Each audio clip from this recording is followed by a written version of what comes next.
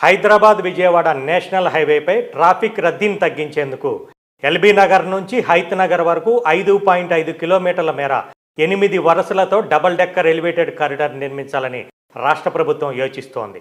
ఇందుకు 650 కోట్లు ఖర్చు అవుతుందని ప్రాథమికంగా అంచనా వేసింది. నాగపూర్లో నిర్మించిన ఓ డబుల్ డెక్కర్ కారిడార్ నమూనాలోనే ఇక్కడ కూడా నిర్మించాలని భావిస్తున్నారు. ఆ నమూనా ప్రకారం కింది భాగంలో సర్వీస్ రోడ్డు ఉంటుంది, మధ్యలో విజయవాడ హైవే మార్గం అనుసంధానం అవుతుంది. దానిపైన మెట్రో రైలు మార్గం ఉంటుంది. ఈ మేరకు ఎలివేటెడ్ కారిడార్ను మంజూరు చేయాలని రాష్ట్ర ప్రభుత్వం కేంద్రాన్ని విజ్ఞప్తి చేయనుంది. ఇందుకోసం మంత్రి కోమటిరెడ్డి వెంకటరెడ్డి ఈ నెల 6న కేంద్ర మంత్రి నితిన్ గడ్కరీని కలవనున్నారు.